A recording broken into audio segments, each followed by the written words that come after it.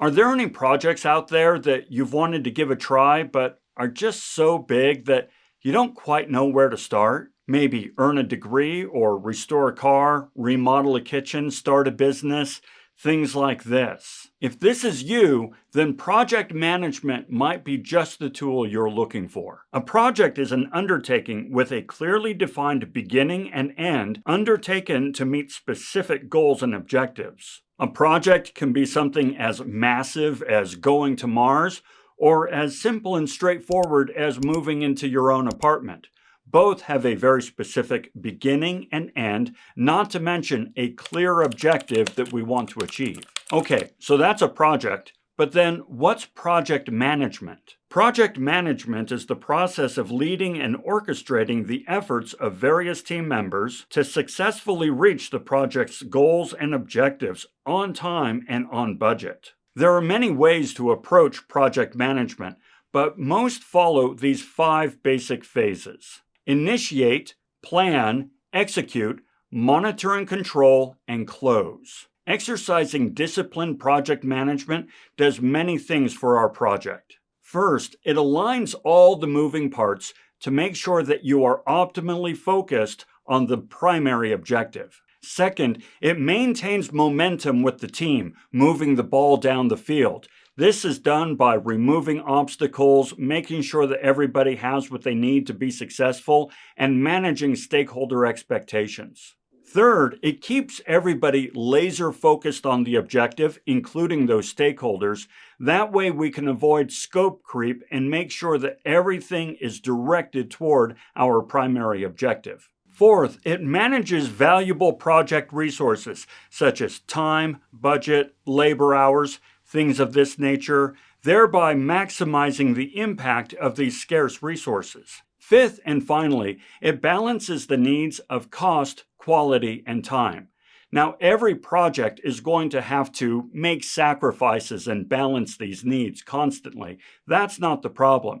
What good project management does is it makes sure that any sacrifice made or any balancing that needs to be done is done methodically and deliberately, making sure that it doesn't put the primary objective at risk.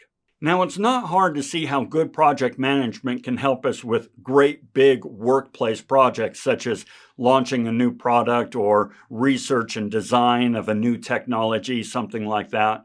But truth is, project management can help us in many facets of our lives, including our personal lives, our home lives, and, well, just about anything that we try to undertake that requires some effort. So with this in mind, let's go ahead and start exploring these 5 phases and see how we can employ them to help us with our own personal projects. The first phase is initiate. In this phase, we're really scoping the project and identifying the purpose of this undertaking. Why are we doing this? What is the problem we're trying to solve? And how are we going to define the need? Now, in this particular phase, we're really talking in broad strokes. Heavy on big picture, light on the details. We're just trying to envision what it is we want to accomplish. The way I like to look at it is imagine a bunch of friends in a bar drinking and just coming up with these wild ideas on what they can do to solve problems or to achieve what they want to achieve in their lives. All the while, one sober friend is frantically typing away to capture all this dialogue. We're talking unfettered brainstorming here. All right, so maybe it's not totally unfettered brainstorming by a bunch of drunk friends. There are actually 6 steps we want to follow in the initiate process. Step 1 is to define the need. It's critical that we have a clear understanding of what the problem is we're trying to solve. What is the need? I mean, think about it. You can't arrive at a destination on time and on budget if you don't know where that destination is in the first place. I know, it sounds obvious, but like most things that are obvious, it's often unappreciated. And so we really want to make sure that we understand what the need is, what the problem is, and why it needs solving. So for example, if we're doing a home project, the need may be something like, my kitchen is completely falling apart and basically it is unserviceable as a kitchen right now. In the case of a personal project, it may be something along the lines of, I lack the skills and experience necessary to get my dream job. These are the needs that our projects would try to address. Understanding the need isn't just important for you as you work on figuring out what success looks like and how you're going to tackle this project. It's also very important to your stakeholders. You are going to need their help, their resources, their support. And so if you cannot define the need, the problem, in a way that matters to them, well then getting their support may be pretty tricky. That brings us to step 2, determining the project's objectives. You want to really figure out what success looks like. What are you trying to achieve? What is your primary objective? You've determined the problem and how it's hindering you. Now determine success and how it's going to help you. In the case of our kitchen, the objective may be something like, the kitchen is remodeled by the end of the year and includes new top-of-the-line appliances that will meet our needs not only today, but going into the future. In the case of obtaining the skills and experience we need to get our dream job, our objective may be, in 4 years, I will have earned a degree and gained the experience necessary to get my dream job through school, part-time jobs, and internships. Having a clearly defined objective is important because we are going to employ a lot of time, energy, money, and resources to achieving that which we want to achieve. And so we want to make sure that everything is laser focused and pointed in the right direction.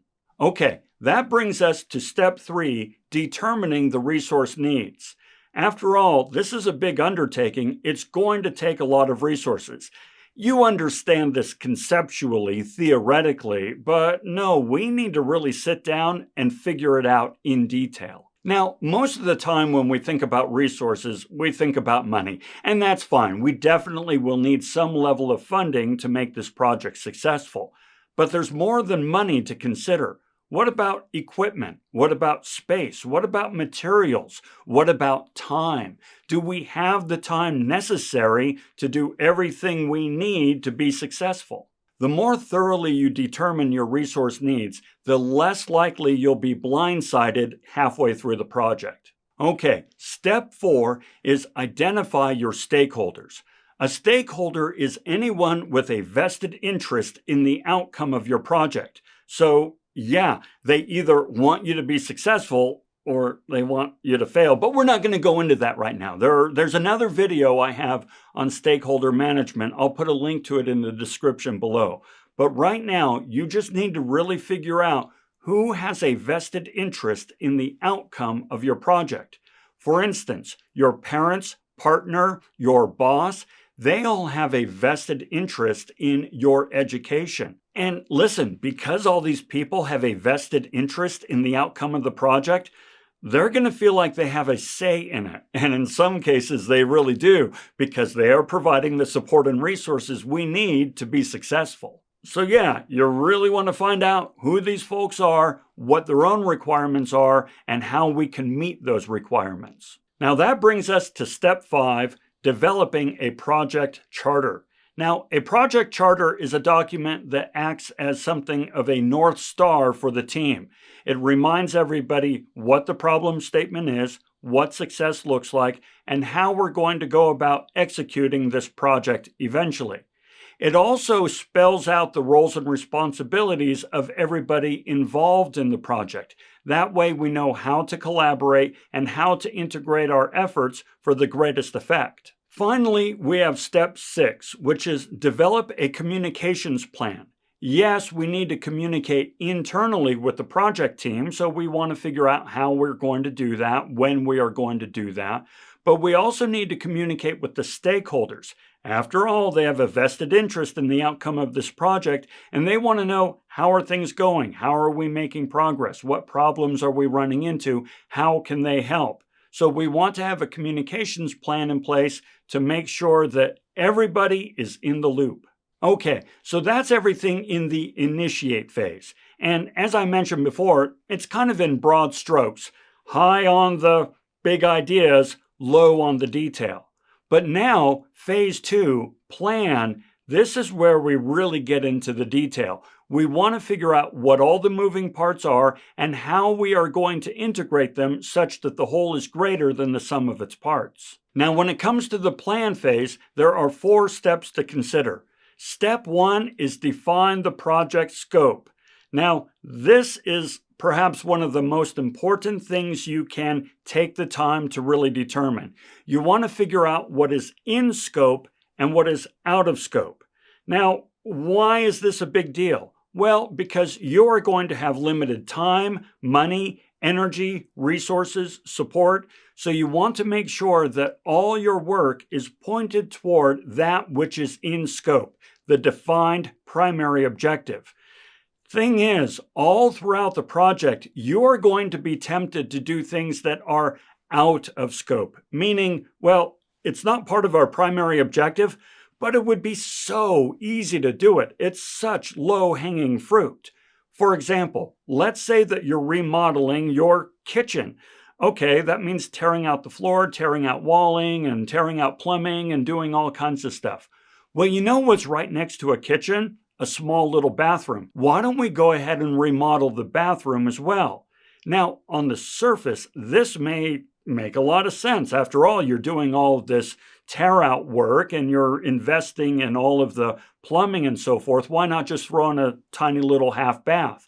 Well, because that's going to take time, it's going to take money, it's going to take resources, and you have already decided to dedicate all that to your primary objective. So really understanding what is in scope and what is out of scope is going to help you be successful. Next is step 2, which is develop a project schedule. There's a lot of work that needs to be done, and in most cases, it needs to be done in a discrete sequence. So it's important to take the time to figure out what those tasks are, who's going to do them, when they need to be done by, and in what sequence will you execute them. Oftentimes in business, we hold a special meeting for this and we call it Map Day. Map because we're mapping out all of the tasks, all of the owners, all of the contingencies, so we can create this beautiful Gantt chart of a map that shows us how we're going to get from the beginning to the end and everything in between. That brings us to step 3, which is develop a budget. Yeah, this is going to cost money. You got to figure out how much that is. Now, don't just back of the napkin this, right? You really need to sit down and figure out what is this going to cost in terms of money and funding. Now, something my father told me once that my experience has taught me is true is, the best way to figure out your budget and your schedule is to figure it all out, map it all out, get all the details, and then multiply it by 3 because that's ultimately what it's going to take. Okay, maybe I just suck at budgeting and planning, but the better you figure this out now, the less likely you are to be blindsided later on. And that brings us to step 4, which is identify potential risks. Listen, things are going to go wrong. Things always go wrong.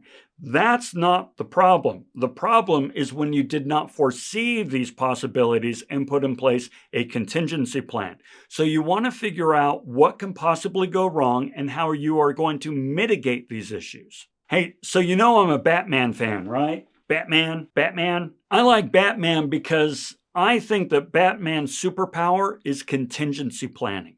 You know what? If you ever watch a Batman movie or read a comic book, you'll see there's this kind of standard sequence of events. He goes into a situation and, frankly, gets his ass kicked, inevitably, right?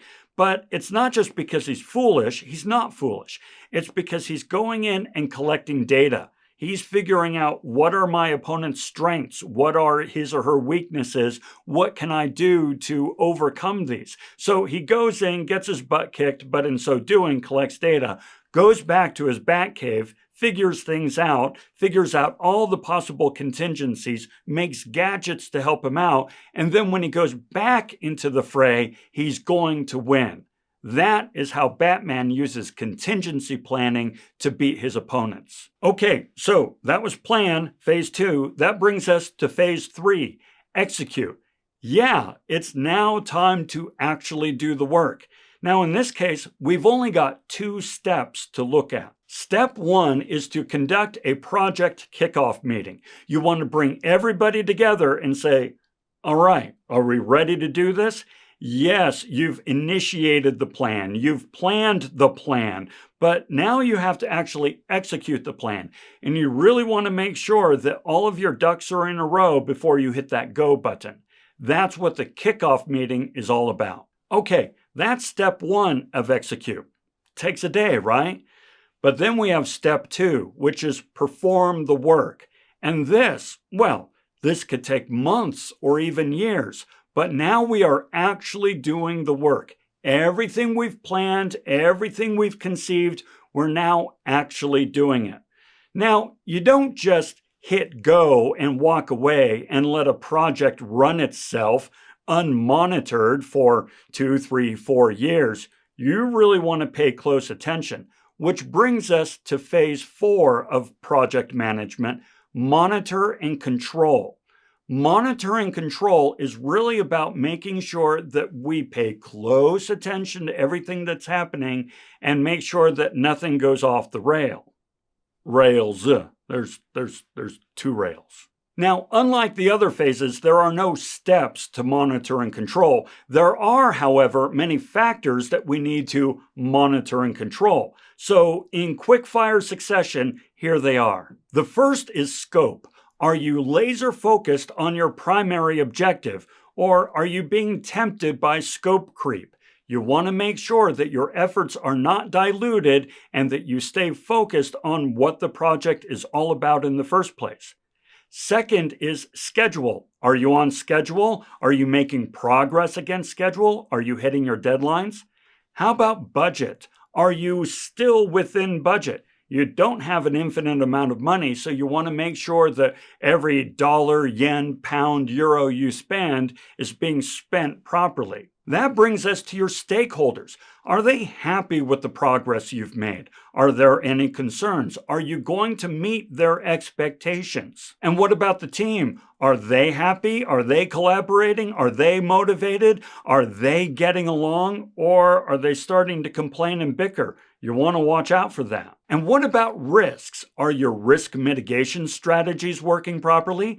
And if not, are you escalating them where necessary and in the right way? And finally, what about your goals and objectives?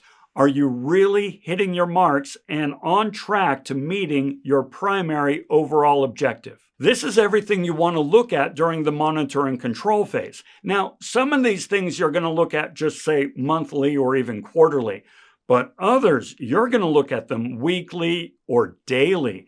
You really want to make sure that you're bringing the right amount of attention to the right indicators and metrics because you don't want to go off the rails, as we said before. Think of it this way. If you've got a tiger by the tail, you better believe you're going to pay attention to what matters and make adjustments where necessary. Okay, that brings us to our 5th and final phase, which is close.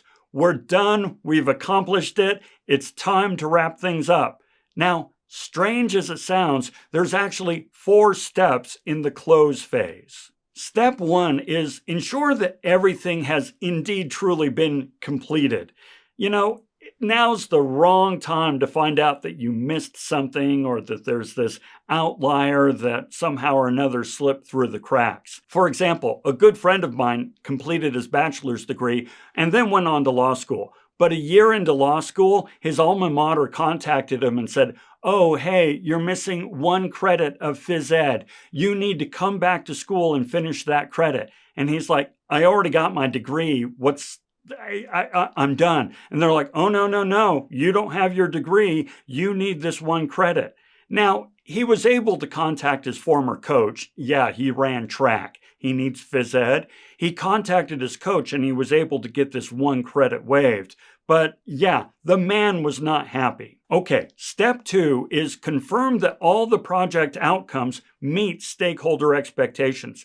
This is the wrong time to say, "Yay, we're done, fantastic, marvelous," and have your stakeholders go, no, this isn't what we agreed upon. We have an issue." You don't want that to happen. Now, every once in a while, they may say, "Hey, we're not quite sure we're done over here," or "We kind of want this to go 1 step further." Fine, you can put together a phase 2 of the project. But you want to understand these things now before you do the final report out. Because that's step 3. report out the project's success. You want to stand before your stakeholders. You want to stand before those who help support this. You want to stand before all those who really have a vested interest in this and explain what you did, what the new state is, if there are any process changes that need to come as a result, or what opportunities are now available because we have this new kitchen or this fantabulous career. You want to report out the success of the project. And finally, that takes us to step 4, which is celebrate. Yes, you know what? You folks have worked hard and you have accomplished great things. And remember, when we started this, we were saying, hey, there's this big undertaking that I want to give a whirl, but I'm not quite sure where to begin. And now we've actually completed the project. That is a lot of work, and it's important to take a moment to appreciate this, to thank one another, to feel good about what you've done, and celebrate. So go on out or, go to dinner or go to a bowling alley or do whatever you want to do. But give everybody a chance to reminisce, kind of tell stories, and just feel overall good about what they've accomplished. And so there you go. Bring this kind of discipline to your next project, and I guarantee you your chances of success will increase tenfold. All right, I hope this was helpful. Thanks a lot for joining, and until we talk again, have a fantastic day.